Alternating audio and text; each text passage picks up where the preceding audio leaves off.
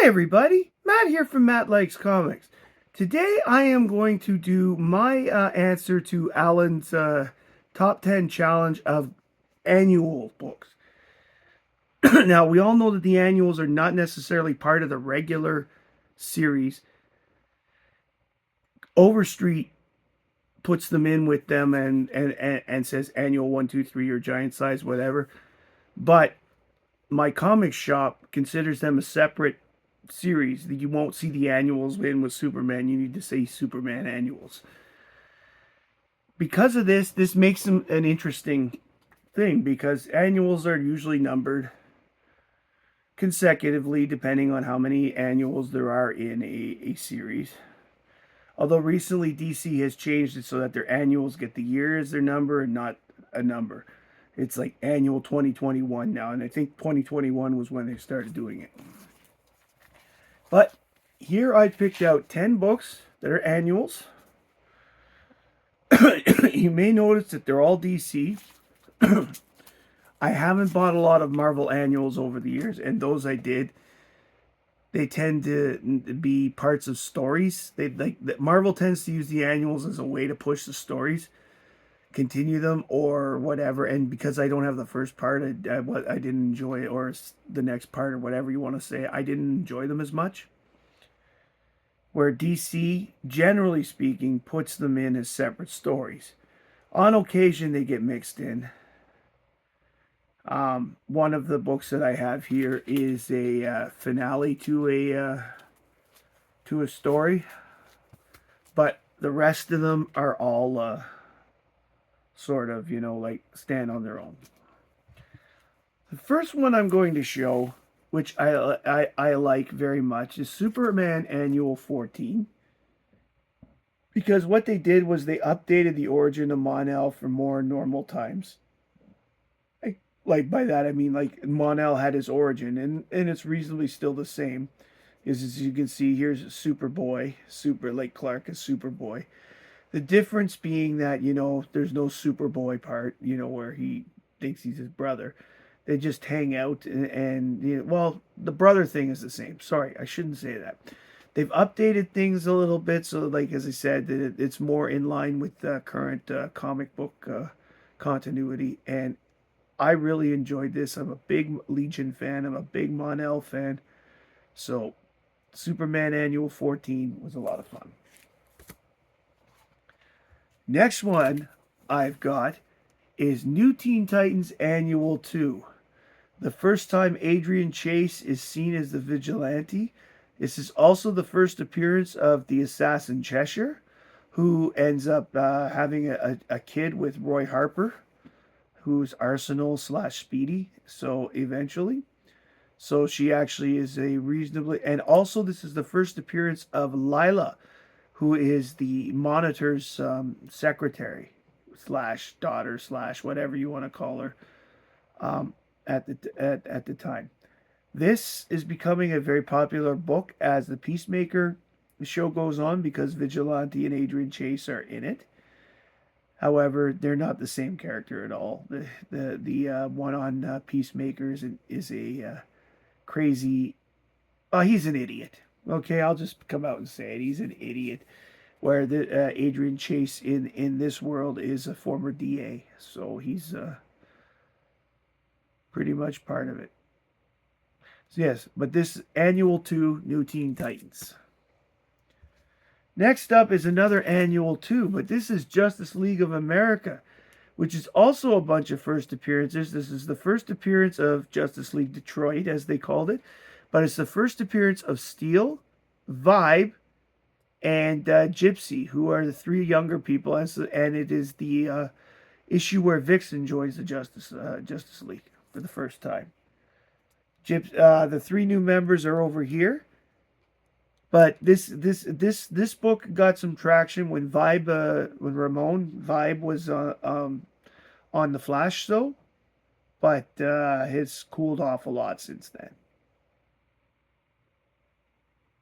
And that's Justice League of America Annual 2. Next up, All-Star Squadron Annual 3. Now, I had them review this on Book Club on Biggie Shack's channel, and the reason is it's one of my favorite stories of all time. One of the things I liked about the All Star Squadron book was there was a lot of retconning and a lot of interesting facts. Roy Thomas, who wrote it, is a big fan of the Golden Age and specifically the Justice Society of America. So he wanted to keep their original histories intact as much as possible while explaining other things. This book explains why the Justice Society never ages so slowly compared to the rest of the world, and why they're able to still be 70 years after they're created, why they're still relatively young looking, and why are they still active. So the particular members that were in this one are the ones that was affected, and of course some of their spouses like Jay Garrick's Joan were affected by it as well. This also has an interesting storyline involving presidents, and it's an interesting read. Earth 2, they get to play around with things a little bit, so it was kind of neat. Now, the next two annuals are tied together that I'm going to show. And they're tied together literally 3 years apart. Here's Legion of Superheroes Annual 3. What we do not realize, what the cover doesn't really show, is that Lightning Lad and Saturn Girl are having a baby. Imra, who's Saturn Girl's real name, swears that she was having twins, but there's only one baby. Why is that? Because Darkseid kidnapped the second one. Darkseid kidnaps the second one and sends him back in the past in an altered form. That form, here in Tales of the Legion of Superheroes Annual 5, is shown to be Volidus. That became the origin of Volidus. And once they did that, it made complete sense because Volidus himself has mental powers and lightning. Where would he get those from, I wonder? The woman with mental powers and the man with lightning powers? Anyways, it is this issue that Saturn Girl and Lightning Lad realize that Validus is their missing child that they sort of knew but didn't know. And Saturn Girl actually convinces Darkseid to change him back. And at this point, they are raising twins. And those two stories are awesome. If you are a longtime Legion fan like myself, got the ring to prove it, got the hat. If you are a longtime Legion fan like myself, that was wild run. Especially when you read the first one and then a few years later you get to see it again and go, holy crap, that's crazy. And Darkseid's not that crazy either. The next annual book that I'm going to show is Action Comics Annual Number 1. This is another book that I had them do at Book Club because Superman and Batman, it's their second team up post-Crisis, but they're fighting a vampire. And it's an interesting story. So I would recommend people go out and read this. Both of them end up there for different ways and different reasons, but they end up working together. 3 to go.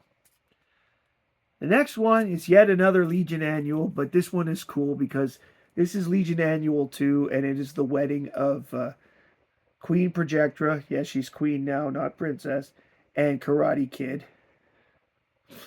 And you get to see all the Legionnaires. Plus, there's a good side story where a group of Legionnaires get sent into the past, and it's pretty awesome. It's a decent read, and you get to learn a lot more about like certain planets in the Legion and such. Once again, it's just a great read. It's a good story. You should check it out.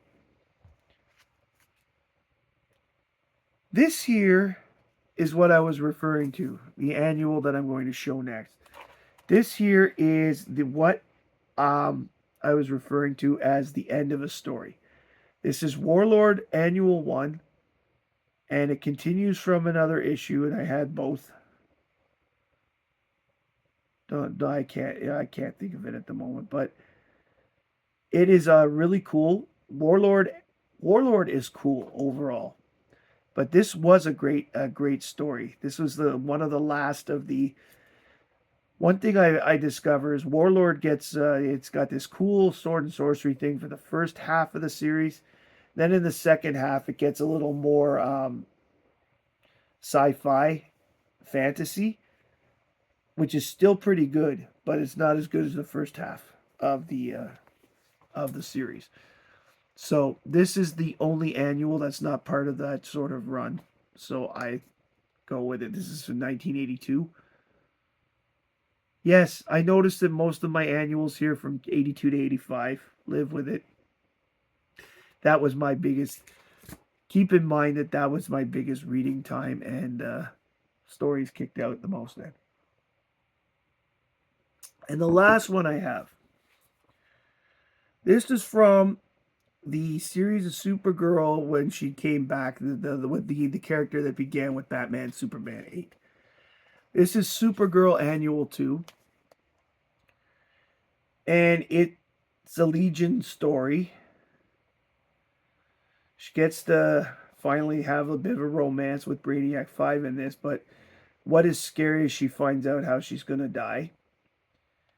And they have to sort of try to deal with it. The other reason I like this one is I had Marco Rudy, who was the artist on the book. I had him sign it. So it was pretty cool. This one is, if you know your Supergirl, if you know your Legion history, because you'll note everybody's in the old teenage costumes. If you know your history, this is fun to read. Those are my favorite annuals, from my top 10 annuals anyways. Please like, comment, subscribe below if you like them. I'm really curious if you've read any of them and what you thought about them, because yes, they're DC 1980s books for the most part, but DC from 1980 to 1984 was a lot of fun for me. Crisis wasn't coming around yet.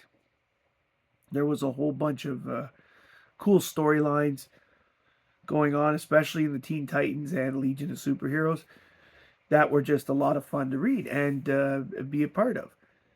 And I hope that you guys someday get the chance to read them too. Thank you very much for joining me today. If you want to join in the Friday Challenge, all you need to do is make a video and hashtag Friday Comic Challenge. Tag Allan and tag me. I wouldn't mind I would love watching these videos. Thank you very much for joining me today. My name's Matt. I like comics, and I hope you do too. Bye, everybody.